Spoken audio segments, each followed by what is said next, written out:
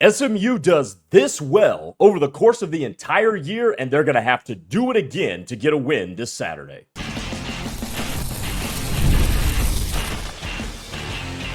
You are Locked On SMU, your daily podcast on the SMU Mustangs, part of the Locked On Podcast Network, your team every day. It is Locked On SMU on the Locked On Podcast Network, your team every single day. We appreciate you making us your first listen of the day. Appreciate all the everydayers as well that come back every single day and hop in with us and just make us a part of your day. So appreciate you guys. Our episode today is brought to you by Mazda.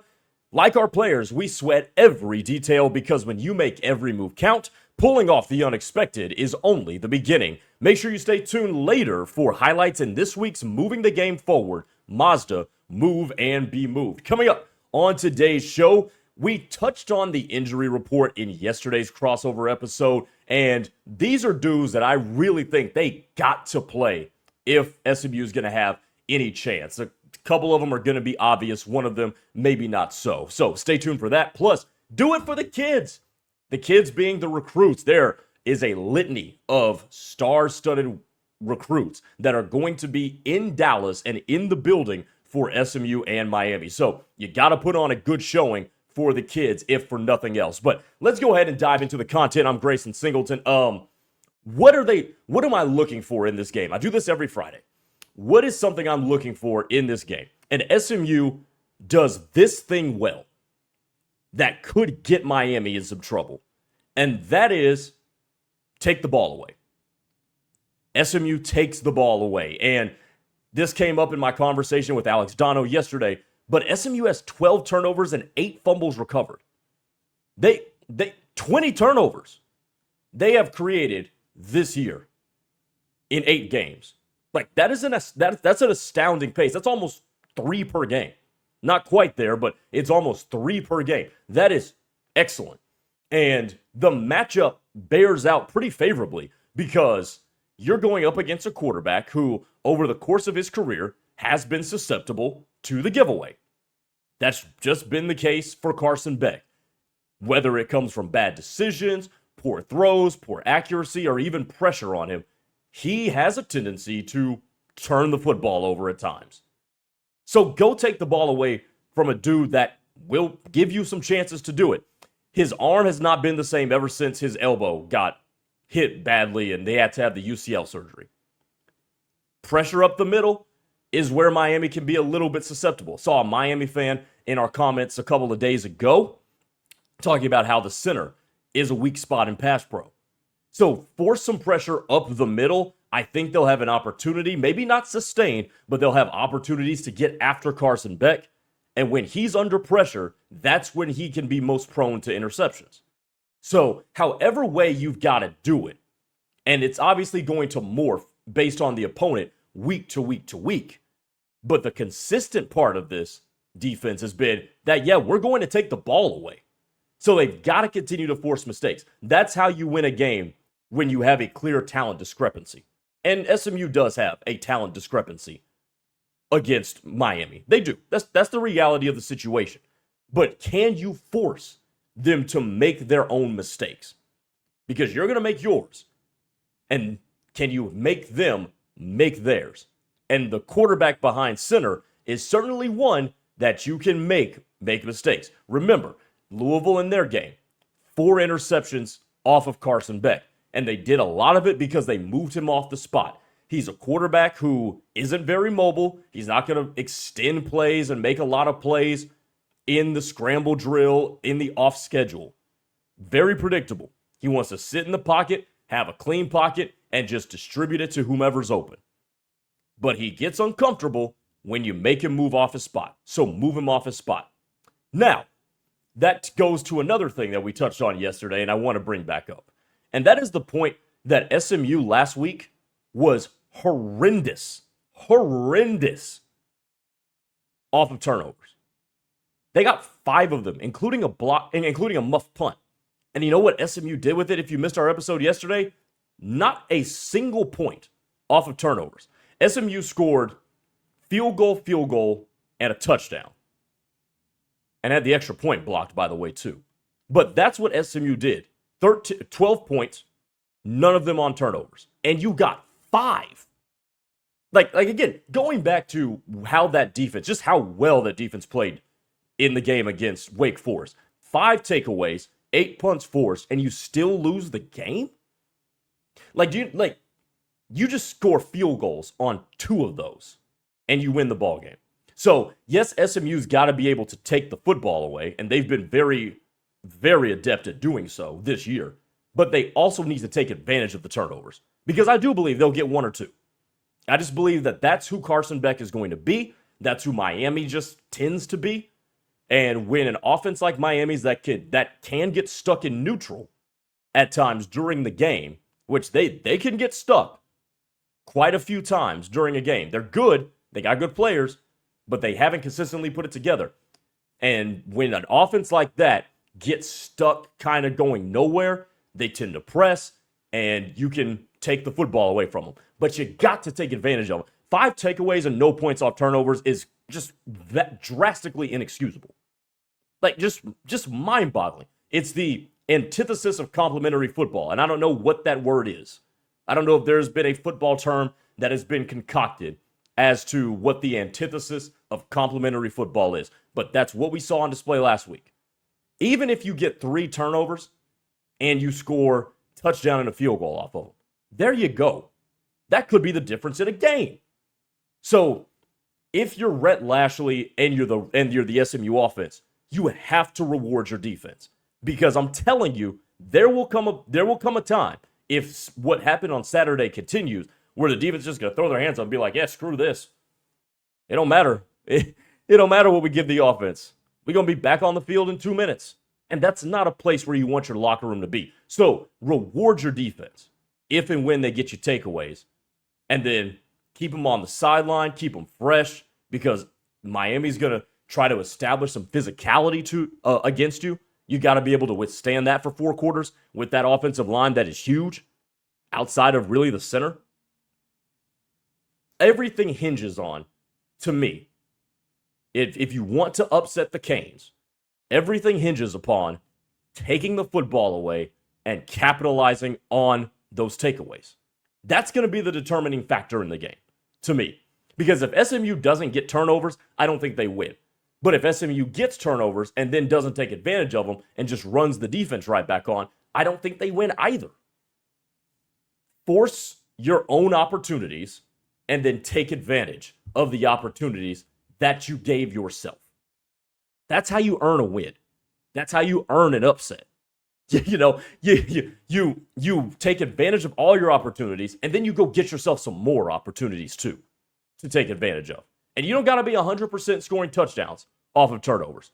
But if you get 10 points off of turnovers, if SMU gets 10 points off of turnovers in this game, I think they have a good shot to win the ball game. I really, really do. But it also is going to depend on, can Rhett Lashley bounce back and be situationally better with this offense?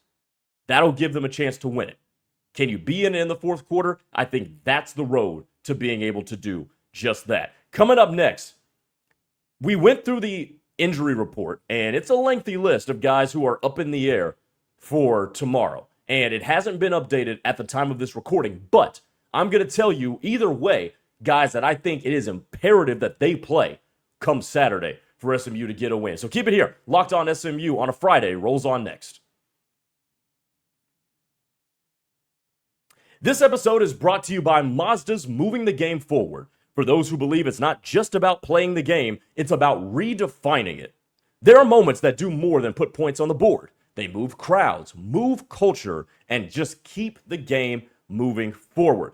Hey, this week's moment that moved the game forward, we've been talking a lot about the NBA with the start of the season, and how about San Antonio and Victor Wembanyama? That opening night win against the Mavericks, where he just completely moved San Antonio, and he moved the Dallas crowd to silence.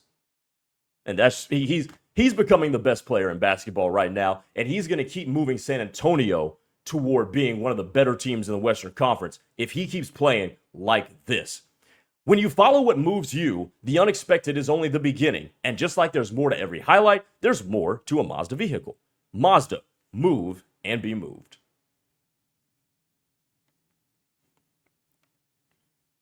All right, welcome back to Locked On SMU. Hey, make sure you go ahead and hit that subscribe button so you can be notified every time we are about to release and premiere new content. Also, you'll be abreast of all the shorts that I'm going to start putting out more and more of as the season goes on. And also, shout out to our audio listeners as well on Spotify, Apple Podcasts, or wherever you get your podcasts. Again, I'm Grayson Singleton. That's my Twitter handle underneath my name, Gray_Singleton2. Would love to interact with you guys there as well. Okay, so there are 3 guys that I think it is imperative that they play.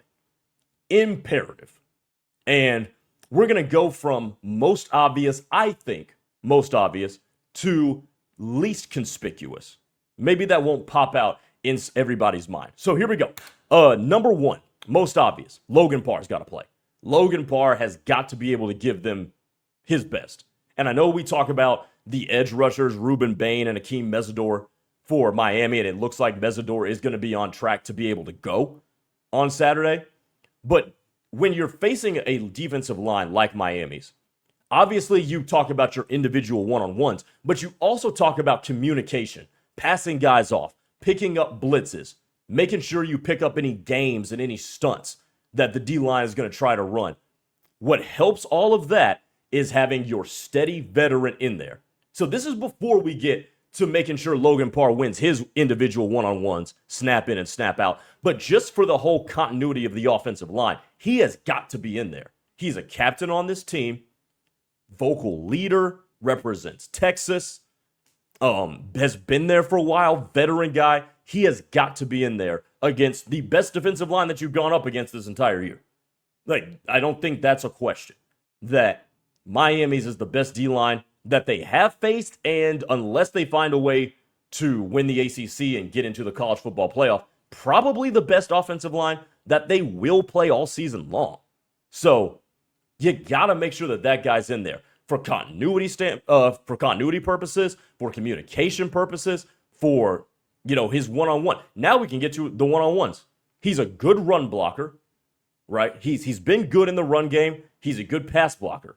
And when it comes to Kevin Jennings still playing on a bum ankle where his mobility has just completely been handcuffed, it's not going to happen. One thing you don't want him to do is face pressure up the middle and up the interior. You got to make sure he's able to step into those throws and get as much on it as he can. Logan Parr goes a long way toward accomplishing that. So for multiple reasons, pass game, run game, and continuity standpoint, Logan Parr has got to be in there if SMU's going to have a chance to win this game. And he's got to be able to play well, too. Number 2 is Cam Robertson. Didn't get much out of him, if anything at all. They didn't play him last week. They got to have him because turning Carson Beck over hinges somewhat on getting pressure on him. Now, he can be susceptible to turning the ball over even when he's not under pressure. His arm hasn't returned to its 2023 form. He can make some questionable decisions at times, but you want to really give yourself the best chance of turning this guy over, get pressure. And it doesn't matter where it comes from, up the middle or in the pass rush game. And when Cam Robertson and Isaiah Smith, supplemented with DJ Warner and Ja'Kai Lang when they play, if those guys can turn up the heat and get pressure, that gives you a better and better chance. All we're talking about in this show is how to give yourself the best chance to win this game. That's what we're talking about. What is the road to give yourself the best chance to win? And getting pressure is going to go a long way. I mean, that's got to be 1, 2, or 3. It's in the top 3 ways of how you can potentially win this game. And Cam Robertson right now has been the best pass rusher on this team. He also is stout against the run. Talked about making Miami one-dimensional more than a couple of times this week. He's going to go a long way to accomplishing most of those things. So he has got to be in there, and he's got to be able to play well. Number three, this may not come as readily to mind for a lot of people, but I think it's imperative that Chris Johnson Jr. is able to go. I really do. I want a dude on the field who didn't get a whole lot of PT at the previous school, who happens to be the opponent. I want that dude on the field because I want his chip on on his shoulder. And I want his focus and I want his drive for, if none other game, this one. But that's before you actually get to the tangible skills, right? The speed out of the backfield, the speed as a runner, his ability to hit the home run in the run game, his ability to be versatile and be a matchup mismatch in the pass game coming out of the backfield. He provides a lot of opportunity to call a diverse set of plays when he's available and on the field. You can use him as a decoy. You can use him to set up something else. Chris Johnson Jr. is an incredibly, incredibly valuable asset that has to be in the game. And obviously, you want your full complement. And in those three, I've left out Matthew Hibner. I've left out, Romello Brinson, who's dealing with an injury, even though I think he's going to play. I know I've left out some guys, but those are the three, especially Johnson, man. Because I think Johnson, he adds an extra dimension to this offense that has had a dimension taken away from it because Kevin Jennings just can't run. And his athleticism basically is null and void right now. So when you're looking at a matchup where there's two corners on the opposite side that have played exceptionally well this year, when you're looking at some great pass rushers going up against your tackles, it seems like those matchups are dead even. So where can you give yourself an advantage offensively against this Miami defense? I think a Swiss Army knife type of back like Chris Johnson Jr. is going to be able to do it. So he's got to be able to go. All three of those dudes are listed as questionable, according to Rhett Lashley. That's what the coach said. He said that's kind of going to be a toss-up with all those dudes. But Chris Johnson Jr., Cam Robertson, Logan Parr, those guys got to go. They have got to go in this game. Because if they don't, that makes this challenge that much more difficult. And we don't want to do that. Hopefully, we can have those guys at 90%, and they can give you a real good approximation, if not all of what they normally give you on a week-to-week basis. All right, coming up next, one more segment. Let's wrap this thing up with some recruits that will be in the building on Saturday morning to see SMU host a top 10 opponent and why the Mustangs need to have a good showing. Let's talk about it to close up the show here on a Friday on Locked On SMU.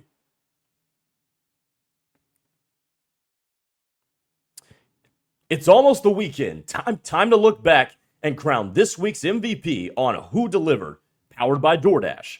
It's just like you can win every Saturday with DoorDash Streaks, saving more every time you order. These players delivered when it mattered the most. Let's go ahead and break it down. And for SMU this past week, Zakai Barker delivered, and he delivered by staying with that play that he forced the fumble to get the ball back to SMU with a chance to run out the clock with a 1-point lead late in the game over Wake Forest. He exemplified how SMU sometimes bent defensively, but most times didn't break. And they played their asses off in that game against Wake Forest. And just like Zakai Barker delivered, DoorDash delivers your Saturdays. With DoorDash Streaks, you save every Saturday you order. Stack it up all season, and you can save up to $250, including $100 in DoorDash credits.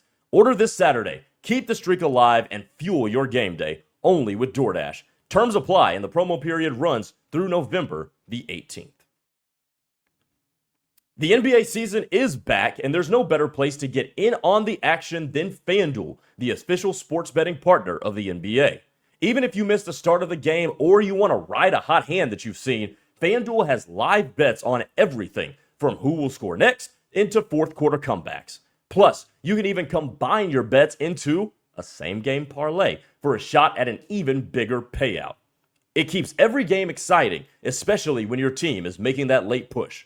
And right now, FanDuel is giving new customers $300 in bonus bets when your first $5 bet wins. So head to FanDuel.com to sign up and play your game with FanDuel, the official sports betting partner of the NBA. All right, let's talk about some recruits that'll be on visits this weekend as SMU hosts Miami. And you see it there for those of you watching on YouTube. You see it there. Do it for the kids. And you got to put on a good showing in games like this when you're at home and you're hosting the caliber of recruits that are going to be hosted by the Mustangs this week. This cannot be a game where you lay an egg. This cannot be a game where any part of your team looks inept. Like, that cannot happen. And SMU's lost games. Everybody loses games. But the way the offense looked a week ago against Wake Forest, that looked like just holy ineptitude. It just looked like you had no business playing offense that day. It looked terrible. So you can't have a repeat of that. So with that said, who the hell's going to be here this week? Well, glad you asked. Well, for one, 2027 four-star quarterback commit Malachi Ziegler. He told me this a couple of weeks ago, but he will be. He's going to be down there in Dallas for that game. So that kicks the party off. If you can put on a good showing and you can have your quarterback in the 2027 class go ahead and start talking to the kids and, doing his peer recruiting thing and just going back to the conversation we had earlier this week, just being himself, having normal conversation, and those normal conversations can take a better tone when you're winning and putting on a good product. Why would you not do that? So Malachi Ziegler being in town just kicks things off for that. Also, 2027 three-star offensive lineman Alexander Herrera, three-star offensive tackle from Crowley, is going to be in town. For those of you that are not familiar with Texas but are still fans, Crowley, Fort Worth area. So pretty much hometown kid. Arkansas, Texas A&M, TCU, Oklahoma State, Arizona State, Nebraska, Texas Tech. 37 overall ranked tackle, in the country in the 27 class. Number 56 prospect in the state of Texas. So that's going to be a guy that you're going to want to make some headway with. So a good performance, especially on the offensive line, is going to go a long way with a dude like that. So that's one guy that's in town. This one is going to be a better fight. It's going to be a much longer fight, too. Four-star wide receiver from Argyle, Texas, 2027 class, Julian Caldwell. He's a top 100 prospect and the number 51 overall prospect and number 9 wideout in America. Also the 9th ranked prospect in Texas. He's going to be in town. Also, by the way, it does show how far SMU's come that these dudes are going to be in town. Number 9 prospect in the state of Texas is coming to town. That's pretty dope. Number 9 wideout in America. That's pretty dope. Got to put on a good showing for a dude like him, because here's who you're going up against so far right now. Oklahoma's involved with him. I've known that from covering the Sooners. A&M, Texas Tech, and Oregon. So you got teams that can spend a crap load of money, aren't shy about offering a lot of money to guys they really want, and programs that are winning and are ranked right now. I believe all 5 of those schools that I just named, yes, Tech, Oregon, Texas, A&M, and Oklahoma, are all in the top 25. So kind of fighting an uphill battle there in terms of, your recent standing as it pertains to the entirety of the country. But make a big statement here. You could gain you some headway. 4-star offensive lineman Quay Ford is going to be on campus. 4-star in the 2027 class from Texarkana. Ohio State has made a strong impression here. So that's who you're going up against. And once you see Ohio State's in the mix, then there's everybody else for the most part. So keep that in mind there. And then Dylan McGee, 4-star DB from Red Oak, and Montre Jackson from Lakeview Centennial High School. That's in Garland, Texas. 4-star as well, too. So a couple of DBs are going to be there as well. Oklahoma's involved with Montre Jackson. But SMU is near the top of that recruitment, too, along with Arizona State and Texas A&M. So, look, there's the dudes. There are the dudes that are going to be here. That's a star-studded, high-caliber type of recruiting class that is going to be in the building. And you got to show out. Do you necessarily have to win? Hell, it goes a long way. No doubt about it. It goes a long way. But I don't think you necessarily need to win these games. And if you look back and look through guys who have visited certain places and then committed even on a loss, but they looked good and you can believe in the program and you love the environment and things of that nature, you can still survive a loss and get them. But you need to look competent, right? Rhett Lashley needs to look at this and say, okay, I had a bad game. Everybody has a bad game. But that's not who I am as a coach. This is who I am as a coach. And I'm going to go out here and scheme us to where and we're competitive with the number 10 team in the country, even while we're unranked and, quite frankly, banged the hell up because they are not healthy right now. That's what Rhett Lashley's got to put on display. Scott Simons has to put on display, look what I've done with this defense. You couple of defensive backs, Jackson, McGee, you guys want to come play for me? Because we're going to take the ball away and we're going to do it in style like we do. The whole club celebration's a little bit interesting to me, but that appeals to people. Come play with us. Like, that's what you got to put on display tomorrow. Okay? Because that's what recruits love to see. Recruits are going to come in. I've seen it with several schools. They come in, you roll out the red carpet, and then they want to see a competitive back and forth football game in a huge environment. If homecoming was at night, okay, obviously that would have been an even bigger spectacle. But that ship sailed after you lost to Wake Forest. So what do you do to rebound? What kind of message can you send about the program and about the culture? Because you have an opportunity to send a good one. You have the opportunity to say, yeah, we dropped one, but we're going to rebound and we're going to be ready to play and get up for it. That's what you have the opportunity to say. Go out and do it. All right, that'll do it for Locked On SMU for this week as we head into game time between the Mustangs and the Hurricanes in Ford Stadium. I'm Grayson Singleton. Hey, thanks for making us your first listen of the day. Make sure you checked out our Locked On ACC with Kenton Gibbs and Alex Dono, who joined me yesterday for that crossover. Hope you guys enjoyed that as well. We will talk to you guys on Monday. Heck, we might talk to you guys after the game as well. You'll certainly hear from me in at least a shorts fashion after the game as well. So make sure you stay tapped in with Locked On SMU. I'm Grayson Singleton. Have a good day, everybody.